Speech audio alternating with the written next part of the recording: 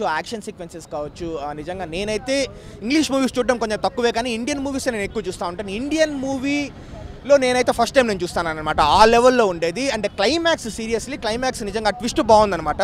ఎందుకంటే అమితాబ్ బచ్చన్ గారు అశ్వత్థామ క్యారెక్టరైజేషన్ అని మనకు ట్రైలర్ నుంచి తెలిసిండేది, బట్ కానీ క్లైమాక్స్లో మన ప్రభాస్ గారిని కూడా ఒక క్యారెక్టర్తో కనెక్ట్ చేస్తారు. అది నేను చెప్పను, ఎక్కువ చెప్తే స్పాయిలర్ అయిపోతుంది. సో ఫస్ట్ హాఫ్ అయితే డెఫినెట్లీ ఒప్పుకుంటాను, కొంచెం స్లో పేస్ నరేషన్ ఉంది, అక్కడక్కడ ఫ్లాస్ ఉన్నాయన్నమాట, ఇంకొంచెం బెటర్గా పెట్టిండొచ్చు కదా, కొంచెం లాగ్ లాగా మనకు అనిపిస్తుంది. బట్ స్టిల్ ఏ మూవీ అయినా మనకు మైనర్ ఫ్లాస్ని మనం ఇగ్నోర్ చేసి ఓవరాల్గా మనకు బయటకు వచ్చినప్పుడు ఎలాంటి ఫీల్ మనం క్యారీ చేస్తాము అనేది మనం చూడాలి. ఓవరాల్గా ఒక 3 hours మూవీలో 2 hours 20 minutes 2.5 hours నేను ఎంజాయ్ చేస్తాను, కాబట్టి డెఫినెట్లీ నాకైతే బాగా నచ్చిందని చెప్తాను. అండ్ ఒక్కటి నేను చెప్పాలనుకుంటాను ఏంటంటే, ఇప్పుడు చాలామంది ఈ మహాభారతాన్ని కావచ్చు, రామాయణాన్ని కావచ్చు మైథాలజీ అంటూ ఉంటారు, పురాణం అంటూ ఉంటారు, కానీ అది మన హిస్టరీ అనమాట, మన చరిత్ర అంటే కరెక్ట్ అది.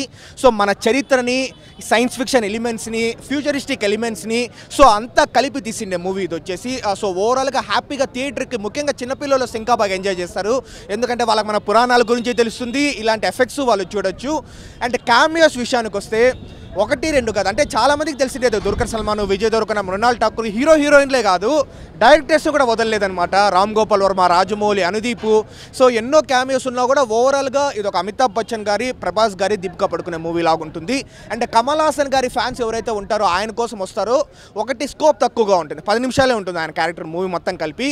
బట్ కల్కి పార్ట్ 2లో డెఫినెట్లీ ఆయన క్యారెక్టర్ ఎక్కువ ఉండబోతుందని నేను అనుకుంటాను. అమితాబ్ బచ్చన్ గారు, కమల్ హాసన్ గారు ప్రాపర్గా సెట్ అయిపోయినారు. ఇంకొంతమంది ఉన్నారు, వాళ్ళ సస్వతి చటర్జీ అని, వాళ్ళకి డబ్బింగ్ ఇంకొంచెం బెటర్గా చూస్తుంటే బాగుండేదని మనకు అనిపించింది. ఎందుకో వాళ్ళ చేతే డబ్బింగ్ చెప్పించినారనమాట, ప్రాపర్ తెలుగు డబ్బింగ్ ఆర్టిస్టులు చెప్పించింటే ఇంకా బాగుండేదని నాకు అనిపించింది. అండ్ ఇంకొక చిన్న ఫ్లా ఏంటంటే, ప్రభాస్ గారిని ఇంకొంచెం ఎక్కువ చూపించానంటే బాగుండేది అని మనకు అనిపిస్తుంది అనమాట. అండ్ ఫస్ట్ హాఫ్లో కొన్ని సీన్స్, అరే ఎందుకు ఈ సీన్స్ అన్నెసెసరీ కదా, దీని బదులు బెటర్ సీన్స్ మనం పెట్టిండొచ్చు కదా, ఏంటి దీని మనకు కొంచెం డల్ అయిన మూమెంట్స్ కూడా ఫస్ట్ హాఫ్లో మనకు ఉంటుంది. బట్ ఓవరాల్గా మనకు ఎంతసేపు ఎంజాయ్ చేస్తాము అనేది మ్యాటర్ కాబట్టి రేటింగ్ 3.75 ఇస్తాను.